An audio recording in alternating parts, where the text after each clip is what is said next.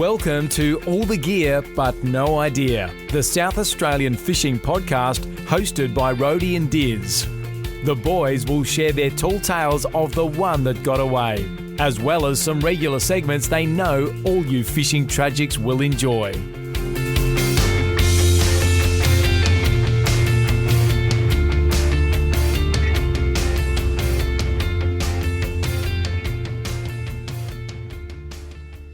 G'day and welcome to All the Gear But No Idea, the South Australian Fishing Podcast, episode 107. Dizzy, welcome aboard. Thanks for having me, Rhodey. Good to be here with you, mate. I'm going to bring some serious energy this episode. Unlike you, you've introduced that very lackluster. Do you always say thanks for having me on your own podcast? Is that weird? Well, we are at your house, but it did feel a bit weird saying thanks for having me. But Rhodey, we've got a big guest. We've got of course, we've got Tom Tyczenko. He is anybody who's visited to Sportfishing Scene. You got it right there, mate. Would know Tom. He's a guru. He works down there. He loves his Mulloway fishing, and we can't wait to have a chat with him later today. He does, Diz. He is a guru for sure, and I'm just chirping you there because we did pre-record the interview and you proceeded to say sports fishing scene.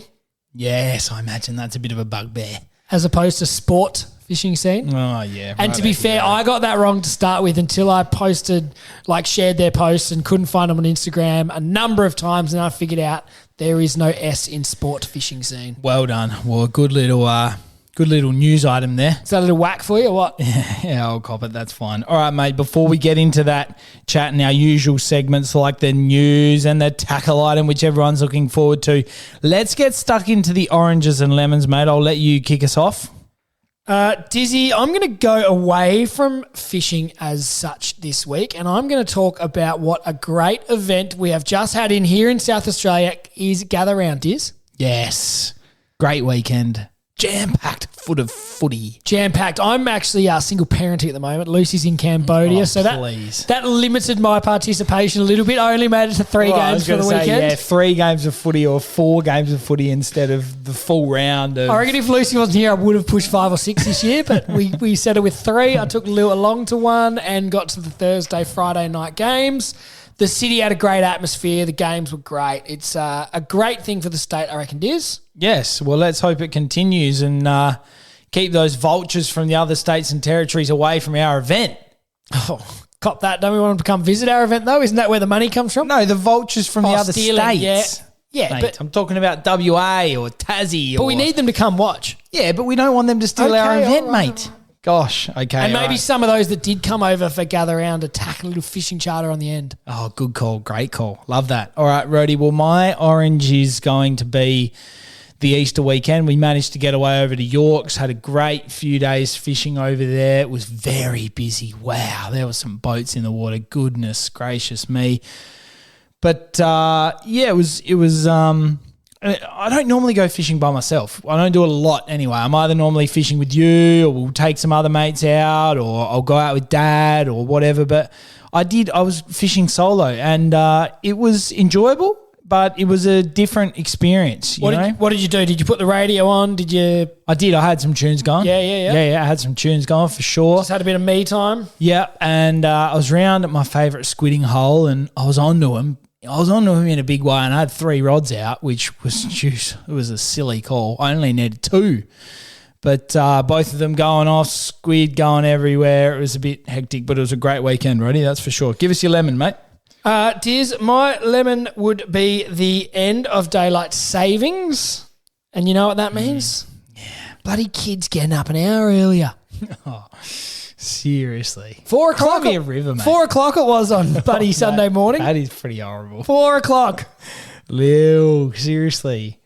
Can't wait till we can sort of play some of these episodes back to Lil when she's a bit older so she can hear how much of a troublesome child she was in the sleeping department. What a little raccoon. Oh, gosh, Lil. All right, well, my lemon, Rhodey, is I missed Gather Round.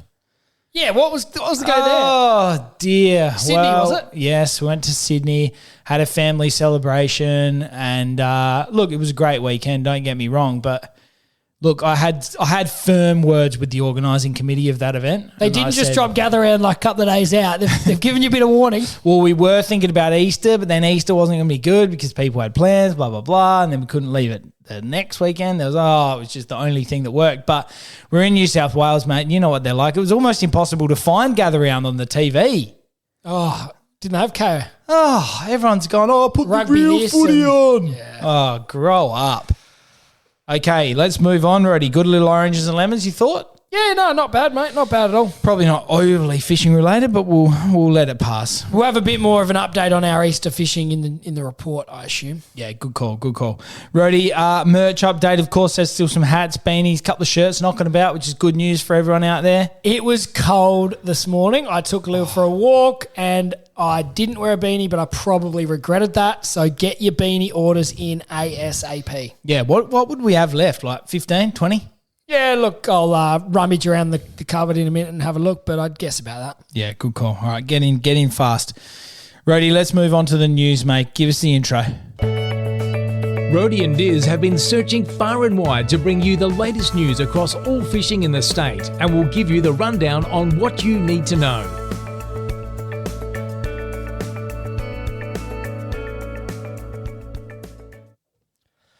All right, Dizzy, this first one is a potential good news item, which we love around here, don't we, Diz? Because we do tend to sometimes focus on the negatives, Diz. Yes, that's not a bad shout, Rody. Give us the feel-good story to start with. All right, Diz, we're going to head over to the Eyre Peninsula. I've been spending a bit of time over there in our news segment recently. Yep. And, Diz, this is the Tumby Bay Jetty. Could be reopened in just a few weeks, Diz. Wow. So this is one of a number of country jetties that have been closed due to, would it be called disrepair, Diz? Yeah. The maintenance has not been up to scratch. And Diz, this is a quote from the Tumby Bay Council CEO, Rebecca Hayes. So she has said, "We used weight loading for pedestrians, whereas the DIT normally uses a weight loading more akin to a working jetty." So she added that this new testing technique was for pedestrian weight rather than vehicle weight. Makes sense. Well, yes, it does. I mean, I personally haven't seen too many vehicles driving down that jetty, or most jetties for that matter. Well, usually there'll be some bollards at the start. I know that some working jetties and there's a do have lot that are vehicles. just commercial, non-commercial fishing jetties. Of course.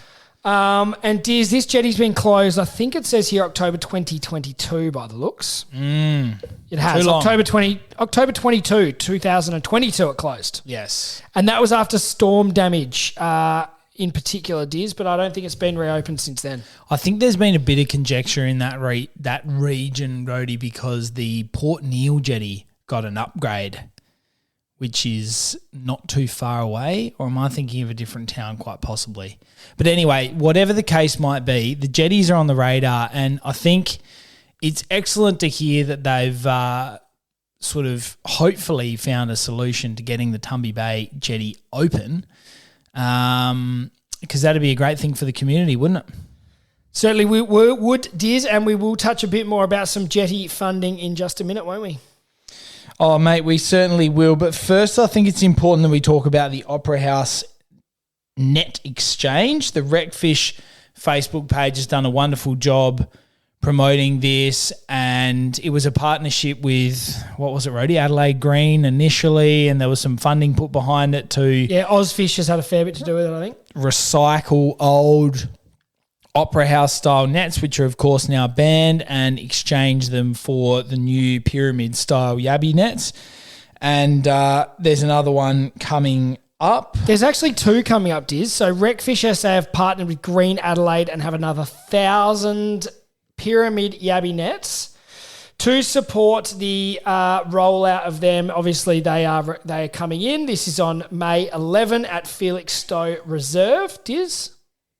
Yep. Very good. So that's the first one where they're getting rid of these Opera House yabby nets, replacing them with pyramid yabby nets, and as we know, that's to protect the native water rat, the ricali, and also the platypus, Diz. Yes. And the other location is another 1,000 yabby nets have been locked in for the community. This one's a project from the Ocean Earth Foundation, RecFish and Ozfish have worked together to secure another Opera House exchange. This one's going rural Diz. It is at the Riverley Bay Fishing Competition at Beachport on Monday, the 15th of April, and the Port Lincoln Salt Festival on Tuesday, the 23rd of April. So bring your Opera House Yabby nets either to those two country locations or the city one we just mentioned, and you can swap them for free for a beautiful new pyramid-style net. Great call, mate. We love that. Good work from all of those partnering organisations in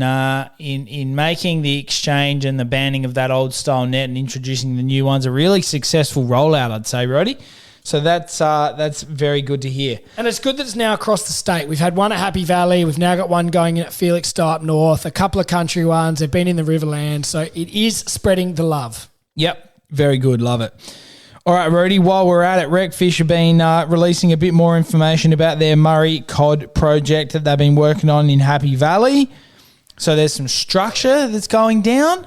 Is that right? Yeah, Diz, there was a nice little video that popped up on Facebook from the RecFish SA project officer and scientist Josh Bland. So he is finalising the last elements for the program. So breeding habitat will be constructed, placed in strategic locations, Diz, and that will be installed with live underwater camera feeds from Oz Ocean so they can monitor breeding behaviour. Good news. And that's similar to Diz. I don't know how often you watch Diz. I put it on probably a bit more than I should at work. The one down at the Rapid Bay Jetty.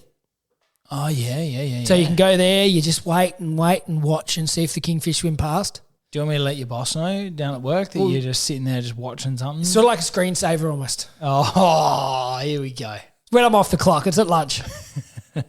You'd probably just be sitting there like in a meeting or something to be like, excuse me, guys, I've just got an important phone call to take. A kingfish just went past, guys.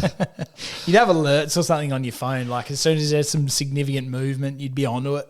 And Diz, they've also got Pembroke School involved in their STEM program, which stands for Science, Technology, Engineering and Maths Group. Oh, how good. So good to get the kids involved. So they've put up on their Facebook, anyone who's keen to get involved in construction, installation or monitoring to jump on and let them know. A big thank you also to SA Water Partnerships for partnering in this project as well.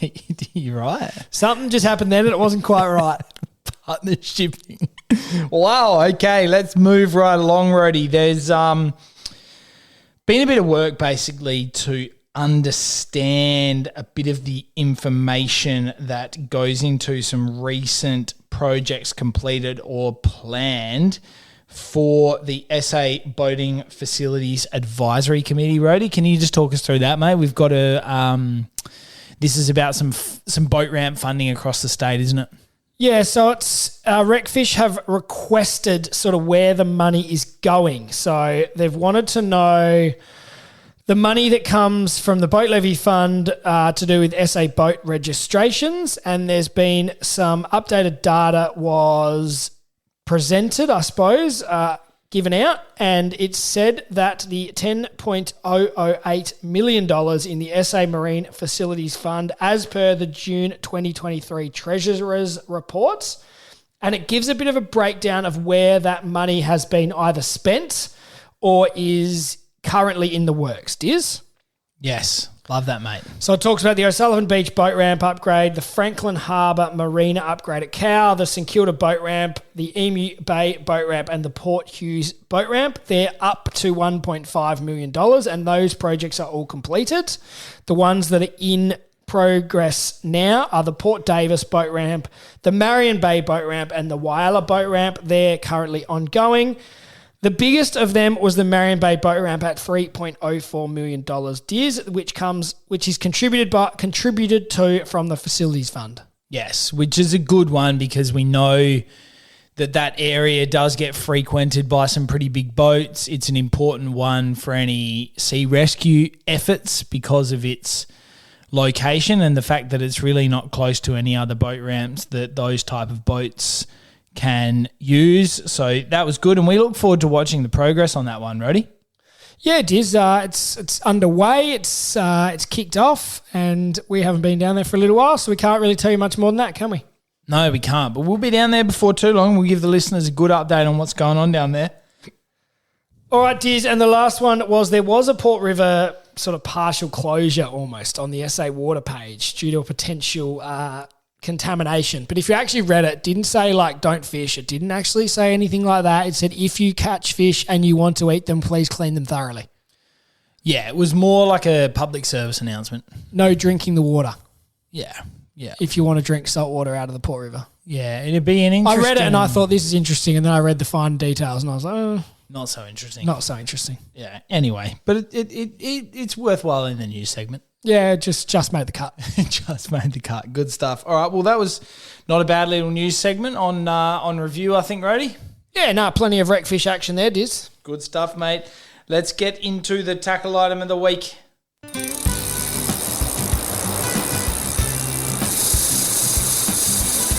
Now it's time for Rody and Diz to really show you what it means to have all the gear with a lot of idea as they review a tackle item of the week. Righto, Rody. This week we have a amazing tackle item of the week. We are talking about Shimano's premium rod range in the game type J. They come in a range of different sizes. Let's start talking through it. We use them for the Port Lincoln tuna comp. We've got an overhead because, of course, we did use Shimano's Speedmasters and Talicas. They can be matched with some of Shimano's beautiful overhead reels. And, of course, they can be matched with spin as well, Rody. Yeah, it is. So we had the model B63, which is for the overhead that we used in the Port Lincoln tuna comp Diz. It was really good on that mono line class we had to use.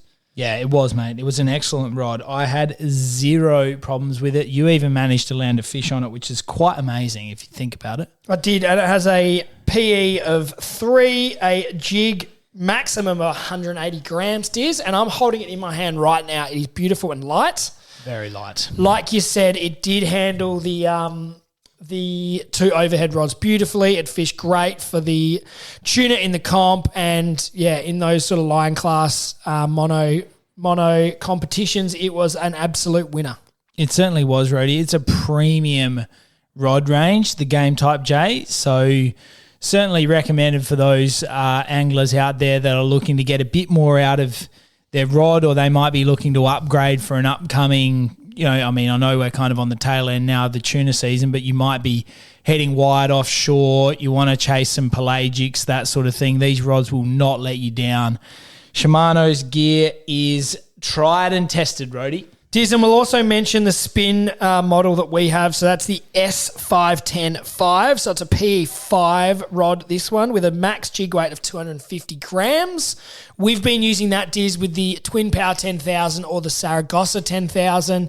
Heavier line, more around your 50-pound line for your jigging for Samson fish, kingfish, and the like, Diz. And it is still, it is a PE5 as opposed to PE3, but it's still nice and light, but also equally as strong. Yeah, good call, Rody. Fuji reel seats, beautiful stuff. Of course, it's got Shimano Spiral X core, which is why it's so light yet so strong, which is brilliant, mate. So head down to your local tackle tackle store and get amongst them. That's for sure. All right, Diz, let's move into our guest. As we teased before, we're getting Tom Tyczenko on this week. He's from Sportfishing Scene with Clifty. He's studying marine biology. He's getting involved in RecFish as he's about to fill us in. He's a man of many talents, Diz, and let's have a chat with him. Now it's time to get our guest on the line. We'll ask them the all-important 5 questions, then chat all things fishing in SA.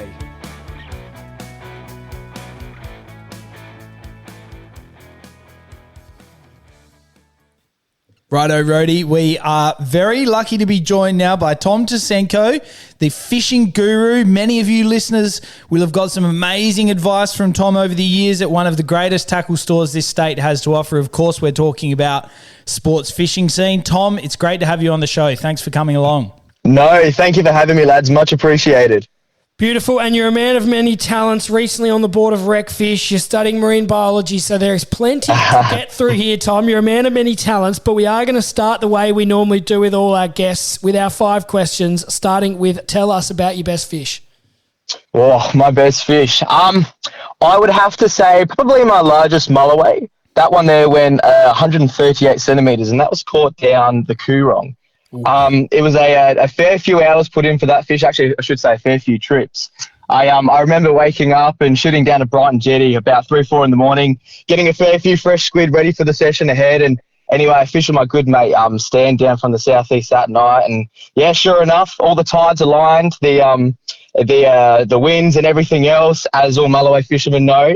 Sometimes you just have to get that condition correct, and ended up landing that fish. So I initially called it. It was actually a funny story. I initially called it for an eagle ray, and I'm sitting there looking. I'm like, no. There's no way. I'm looking at his head shakes in this rod, and anyway, I'm looking at Stan. He's like, nah, it has to be a Mulloway. It has to be. Anyway, I got it down to that first garter right at our feet, and I saw that sort of silver in the light, and I'm thinking, that's a good fish. So yeah, through the roof at the end there. Then I genuinely cannot describe the feeling of seeing that fish. I remember looking at it, and I'm just like, there's no way it's that big. Literally, I remember holding this fish and having the tail one side and looking over, and the head's the other side, and just thinking like, this is awesome. And this is really awesome. How many Coorong trips did that take? I don't want to count. I really don't know. I would have done maybe, it's a couple seasons of hard fishing through that. So yeah. Yeah, epic, man. I'm really not sure. I'd love to give a number, but I'd go insane thinking about it. Yeah, for sure. And that fish would have made them all the worthwhile, no doubt. You're so right. And it's funny because you think about like all the trips that you do and all the money, time and effort and the hours spent, soaking baits and changing and this, that and the other. And it really does. And you just forget about it all once you see that fish, and it's like, oh, thank God. Yeah, 100%. Absolutely. Now, Tom, tell us your favourite thing about fishing, mate. Favourite thing about fishing.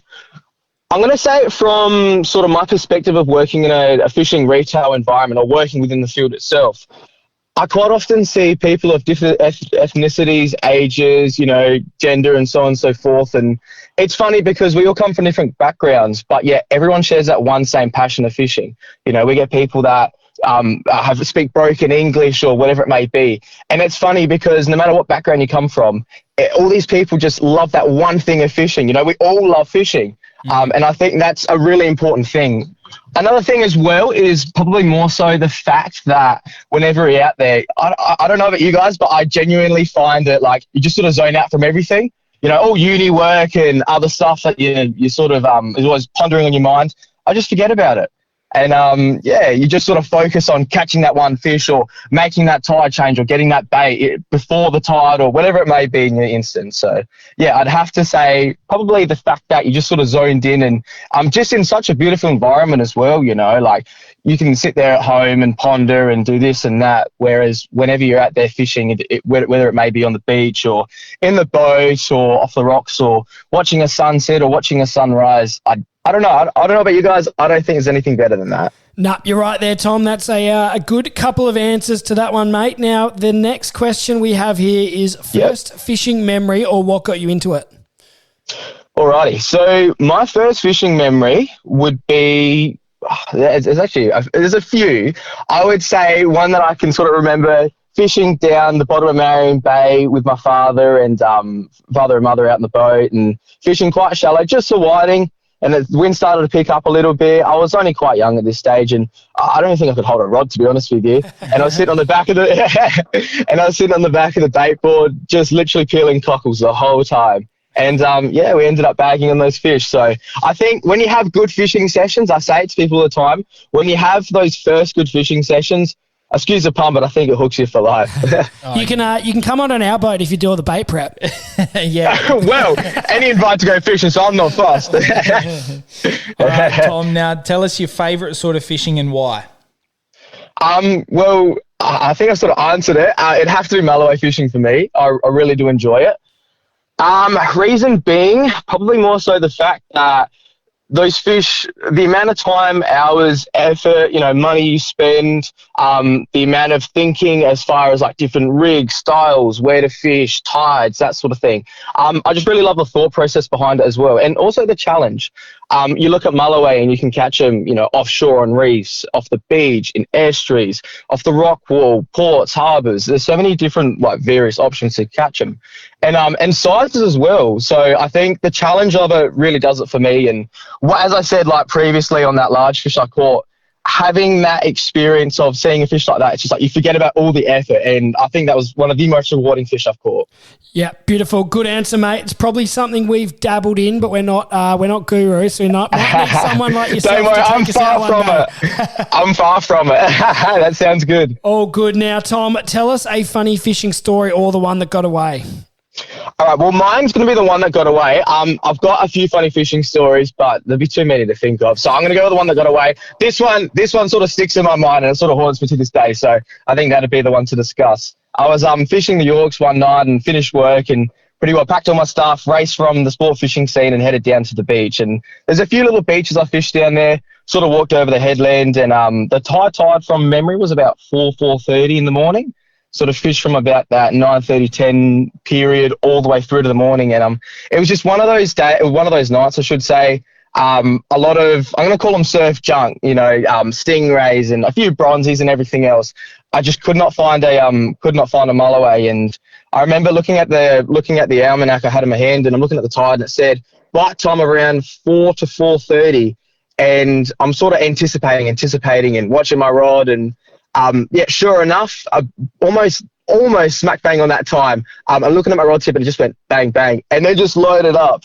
And I'll never forget, I must have looked like an absolute idiot running to my rod, but picked it up and, sure enough, head shakes, and this fish just kept running all the way out. I ended up turning his head for a little bit, and then I thought I was onto the fish. I thought I got him in, and then just went for another run. And, sure enough, pulled hooks on him, but I'll never forget the feeling after that fish. It kind of scarred me a bit. Spewing, but we've all got one, mate, so there's no drama. Oh, of course we do. We've all lost a fish, but it's, the devastation sometimes when you've toiled away for so long, it can be pretty intense, that's for sure. Oh, without a doubt. I 100% understand, don't worry. Tom, we want to talk about Sports Fishing Scene, mate. We know that you're a great member of the team down there. We've had Clifty on the show before. In our view, it'd have to be one of the best, if not the best, tackle shop in the whole of South Australia. Tell us about how you started there, mate. How did it come about? Did you walk in with a resume one day and say, Clifty, can I have a job, mate? Or what sort of happened? Something along the lines of that. I reckon I was maybe 13 going on 14, and pretty well that sort of thing. I approached the boys and I said, look, I'd like to get some sort of experience, and obviously being that keen, eager sort of 14-year-old, and wanted some sort of work, and obviously working in your hobby as such would be like one of the most ideal jobs, I dare say. And it just sort of stemmed from there. So I started off doing Sundays with David Yates and Dave Ely, a few of the well-known fishing names throughout the fishing community here in South Australia. And I guess I sort of grew from there, and, working with the boys, Ian, Darren, Tefik and Danny and Nick and all those guys, they've quite honestly shaped the way I fish, I dare say, so they're a bunch of awesome guys.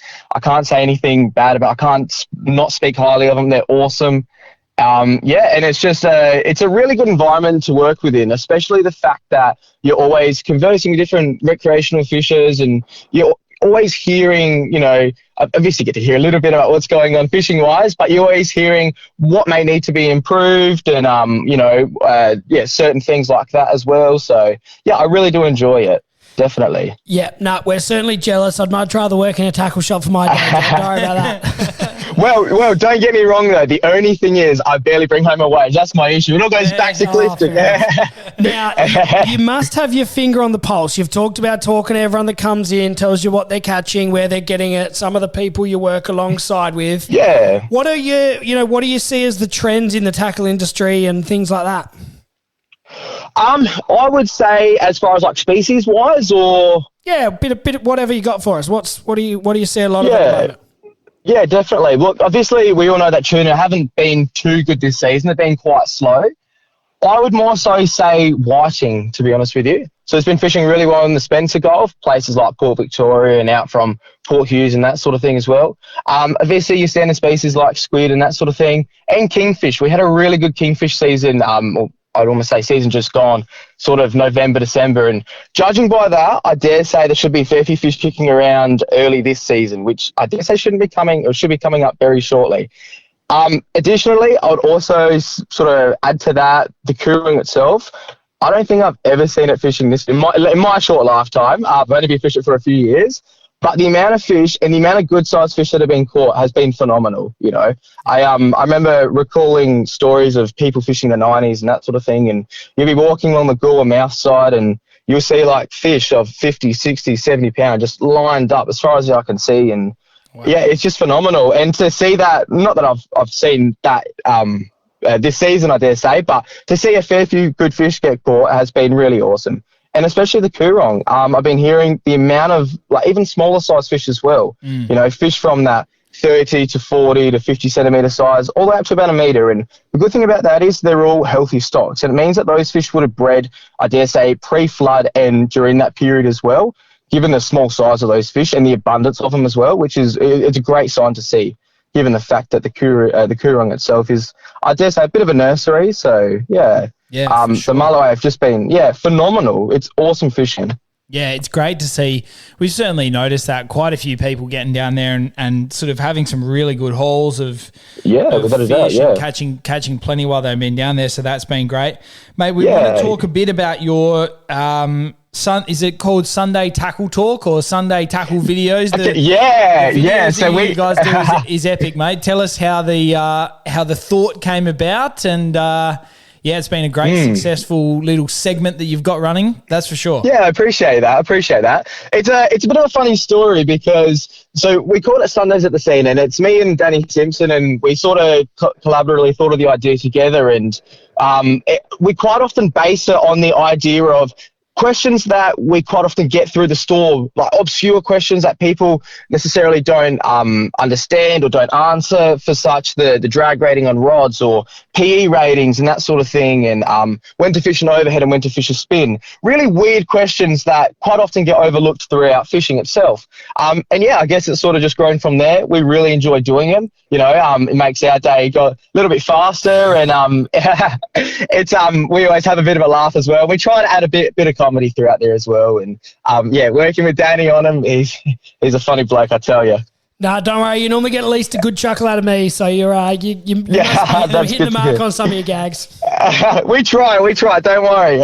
We've had to edit a few things out, but most of it goes to air. Don't worry, mate. I'm editing this podcast, and there's plenty of mistakes around here too.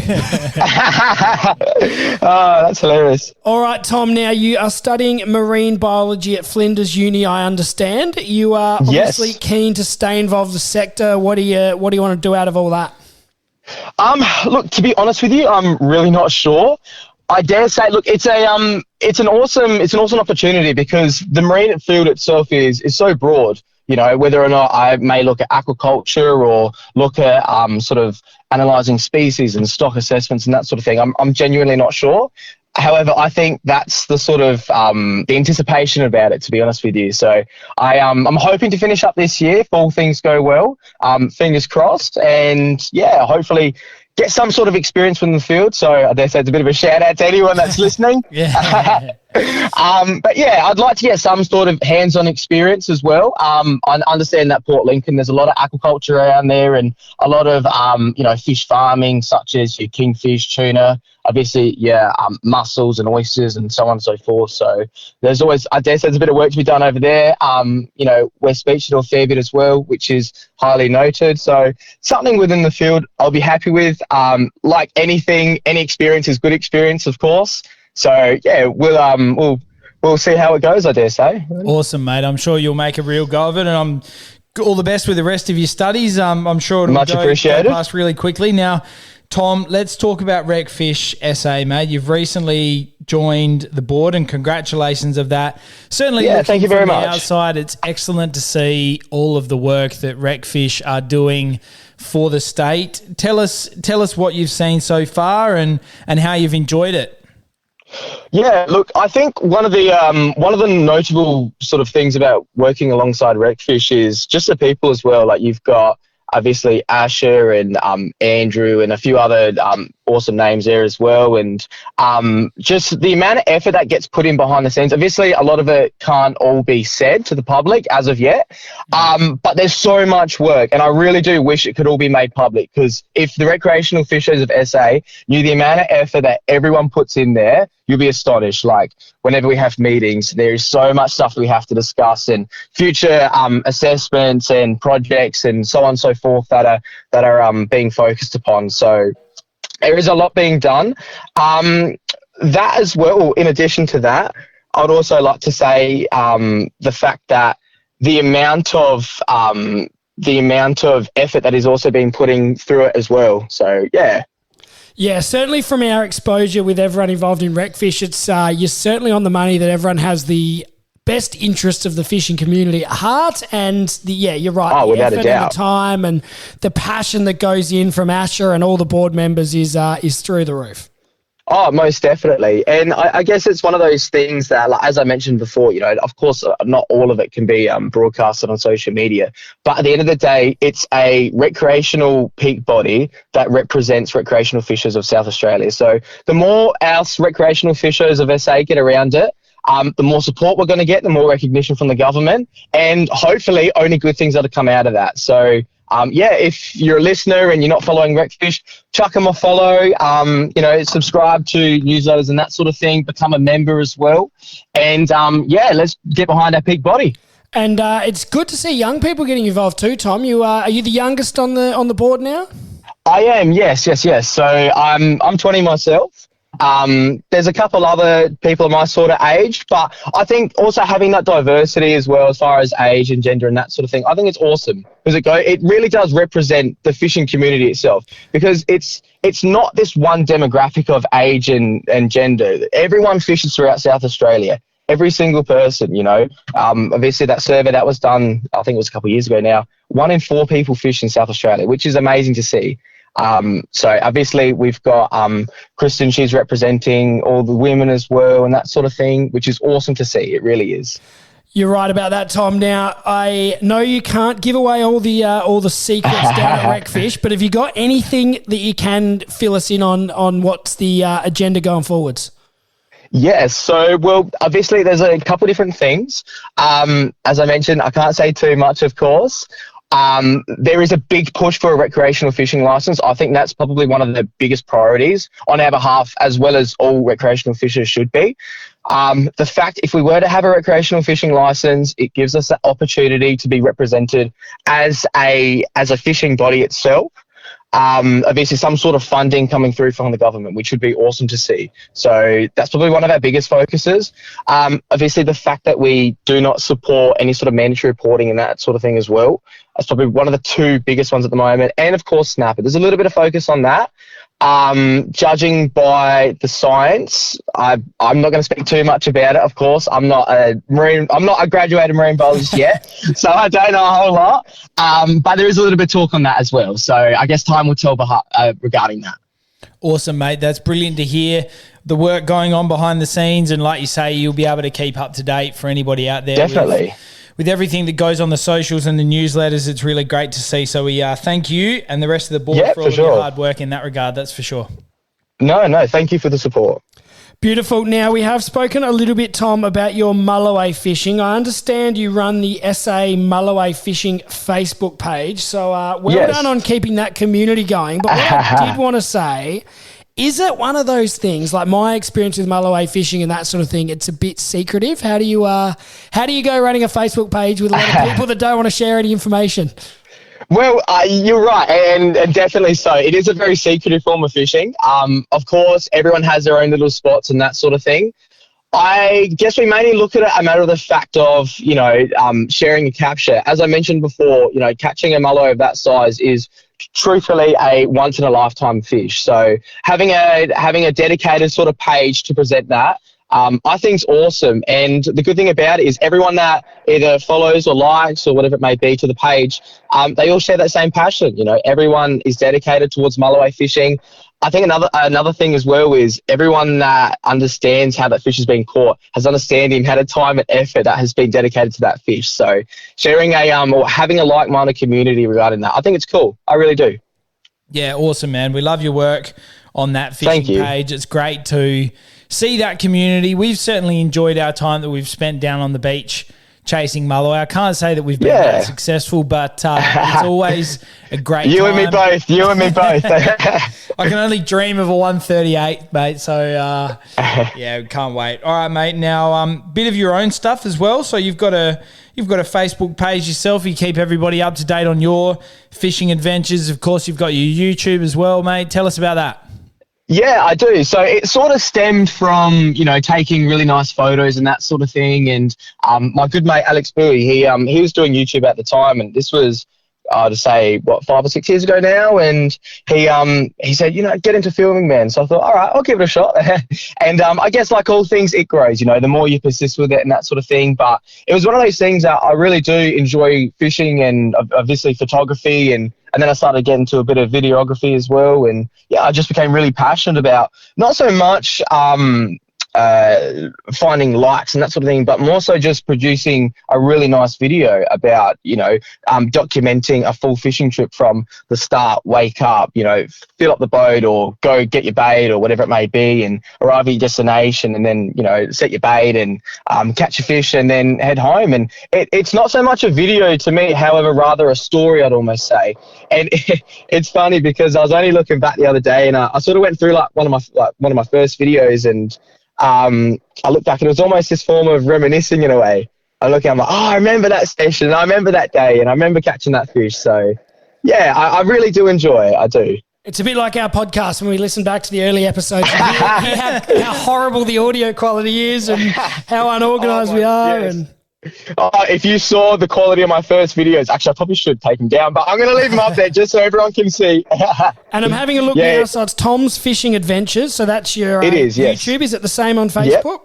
It is, yeah. Same on Instagram and that sort of thing as well. So if you want to follow, as the name suggests, if you want to follow my adventures, feel free to. I try and post a little bit every now and then, and sort of share the passion of fishing. And you're going alrighty. You've got 366,000 views. Gee, I didn't realise I had that much. I haven't looked at it for a while. You've got 99 videos, so the next one better be good. Yeah, I'd never thought of that. There you go. 100th. Yeah. I'll have to get you guys involved. You will. Maybe we'll go Mulloway fishing, and we'll bring the luck, and we'll get a big one. That sounds like an idea. Awesome. Love it, Tom. Thank you very much. You've been very generous with your time, mate. It's great to catch up with you.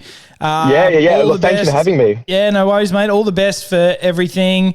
Hopefully we'll catch up with you soon, mate, and keep up the great work down at the Sportfishing Scene and everything else you're involved with. Thank you very much, guys. A pleasure to talk to you. Thanks, Tom. Geez, it was good to have a chat with Tom Rody. He knows his stuff. I reckon he's going to be a bit of a mover and shaker in the marine biology world. He certainly is, Diz. He's a man with fingers in many pies, isn't he? Yeah, he is. Real passion for fishing too. Their Sunday sessions at the scene is amazing. And as we mentioned, Diz, we're not the best Mulloway fishermen in the world. I think we need to be serious about that and get him to take us out. I think we might actually be close to the worst. No, I've got a couple. Oh, settled. I know normally we go down the Coorong and you get stuck into a few too many beers and fall asleep, sleeping in the morning, and I fish the gutters a bit harder than you and have a bit more success. Settle down. It is about time that we did a trip, though. We should. Good call. Rody, let's get in the fishing report, mate.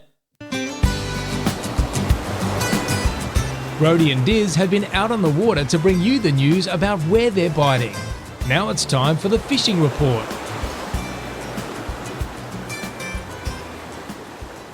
Alrighty, you guys out there, it's time for the fishing report as we just did the intro. Now, I'll tell you where you need to go if you want to catch some squid. If I were you, I'd be heading down to Balgowan, because if our friend Bill Sando can catch fish down there... He didn't actually catch fish, squid. Then anyone can catch squid down there. Yeah, what did they get? Diz, a dozen or 14 or something, I think he said? Something like that. He probably didn't catch many, though. He went out with Isaac, another mate of ours, who normally does quite well on the whiting, Diz, but I think they only got a couple of undersized whiting on the day. That was over Easter. So maybe the whiting are a bit scarce. Yes, they could be. What about yourself, mate? You did well on the squid too over at York's? Yeah, we did. There's a couple of good spots there that we like to chase the callers, and Didn't let us down, mate. I got some big hoods too. And you cooked them over the charcoal, is that right? Cooked them over the charcoal. Then for anybody following along our socials, I did take the tentacles off, which we don't normally do, but I was interested just to see how they tasted. And it was a lot of people that eat them in there. We put a poll up. It was amazing. What was the percentage? You remember? It was 75-80%, wasn't it? Yeah, it was. I think it was actually over 80% of the. There would have been about 80 odd votes, I think. Yeah, whereas we're sort of snobs and we normally just use the milkers for bait and I mean, I didn't put the milkers on. That was just too baity for me. Okay. So I did the tentacles and marinated them for probably about half an hour or so, and then just really sort of flash fried them over the charcoal. You're a real silver spooner, aren't you? They were pretty good. Yeah, they were all right. Okay. Still preferred the midsection, but I going by the votes. I mean, maybe somebody else out there got a nice little recipe they might cook them better than you. Possibly. All right. What about the crabs and the whiting while you were over on York's Diz? Didn't go whiting fishing, mate. Far too many boats. Oh yeah, fair enough. You're far too many boats. You don't want them knowing where you're going. No, you are sneaky. Nah, I did a little bit of drifting through the Sherk Flat area. Didn't catch many. Yep. Got one or two undersized ones. So were you fishing a similar spot to where your dad caught fish the week before? Nah. No, he wasn't at Sherk? Nah. No. I just was going to say he might be a better fisherman than you. Are you trying to bait me? No, I just think he might be a better fisherman than you. Quite possibly. There was some crabs around. Got a bit of a feed of crabs. Take them back. I was on the phone to you actually over the weekend when you were one man crabbing. Seriously, how did that go? Solo drop netting was pretty intense. Yeah, you have to do pass over each one about 7 times, or no. If the weather was bad, I would have struggled, but it was dead flat. It was perfect, so it wasn't too bad at all. But again, another little interesting challenge of solo fishing. So shout out to everyone who gets out there solo all the time. They'll know how to do it. So that's very good. Rhodey, what else have we got? Robe, there's some mullies, little mullets. Yeah. Emphasis on the little mullets. I caught a couple in the Lake Batty, I think it was, at the back of Robe. Any salmon trout? Couple of little salmon trout. They were very small and stealing a lot of my baits. Any tommies? No tommies. I did see some brim. Okay, couldn't land one. No good. I also had a fish off the rocks and got weeded and weeded and weeded. Hopeless. I did, look, it wasn't a fishing trip as such, but good 2 wet aligned is, and if those mullet were a little bit bigger, they would have come home for a feed, but back to live another day. Nice. All right, Rhodey, well, while we're down in the southeast area, let's talk about the barrels. They've shown up in a big way. Dizzy, they certainly have. Jazz Miller went bang. She is the partner of Bodie, is that right, Diz? Yes. And that was one of the earlier posts I saw on social media a couple of weeks ago. Big fish. What was that? It was 140, I want to say. Yeah, good fish. Upgraded her PB, so well done there, Diz. Yeah. And then just recently, stuck on the end of my tongue, Want to Fish Charters. Tyson has headed down to Port Mac as well, packed up shop at Warina, and he went bang, bang on his first day out and got 2. First barrel charter. 2 barrels. Yeah, so they are on. If that doesn't say enough, I'm not really too sure what does. Tyson's going to smash them this season again, I reckon. It's been a great start. Let's hope they have a good run. Let's hope they get some good weather windows to be able to get out there and get amongst them. And we're certainly hoping to get down that way this year, Rhodey, aren't we? We've been down there a few times with no success, so we're going to put in the miles to get the smiles, as they say. We certainly are, Diz. And while you were a bit late getting here to do the podcast tonight, I was just scrolling a bit of social media and I stumbled upon this from Reef Encounters Fishing Charters while we were on the tuna. They have said here, finally, it's no secret it's been a tough season on the bluefin in our area this year, but we have finally broken the seal. So they have found the fish. It looks like they caught plenty on a recent charter, Diz, and they are saying they may have finally rocked up in decent numbers on the Southern York Peninsula. Oh, there you go. I don't know if you'd seen that. That just was posted less than an hour ago. Yeah, right. There you go. Interesting news. Very good to see. Rhodey, tuna have continued to run in some of those lower air peninsula areas. We've covered that enough. We did a really good wrap-up of the Port Lincoln comp, but they're still getting tuna down there when you're in the right zone and you get out past that dirty water. Yeah, it is. That sounds like that is the go. And I think Ned McHenry went over there and did some damage on some Samson fish too. Yeah, he went over there. By the looks of things, went out with Shane From Tackle World Port Lincoln. Tackle World Port Lincoln. Fantastic shop they've got down there at Port Lincoln. Lovely people too, might I say. And they got out and did some damage on the Sambos by the looks. They did, Diz. That's certainly something we want to do more of after catching our first Samson fish recently, isn't it? Yes, it is. And while we're at it, just on a bit of tuna chat, I did see a post. I think it actually might have even been Tyson that replied to a comment. Somebody was asking whether the school fish have turned up into Port Mac, and I think Tyson might have said they're just starting to show up now. So that's another option for those who either haven't had any joy on the jumbos, or in the middle of a trip you might just head out and have a bit of a play around with the school fish and get back into the jumbos. Perfect, Diz. Now, the only other thing I wanted to add into this fishing report, it's only just a fishing report item, but we did post... Are you doing a snake story? No, it's not a snake story. It's a follow-up on the grasshoppers question, Diz. The grasshopper. So we asked for some more input from people whether or not you're catching less crayfish off Victor Harbour as the grasshopper has. We did get mixed responses, Diz, but we did have a couple of people talk about the water temperature. And that just reminded me when you spoke about the tuna water temps over in Port Lincoln. Mm-hmm. And they are thinking this Bonnie upwelling, the cold water across the state, could be playing its part on the lower numbers of crayfish, Diz.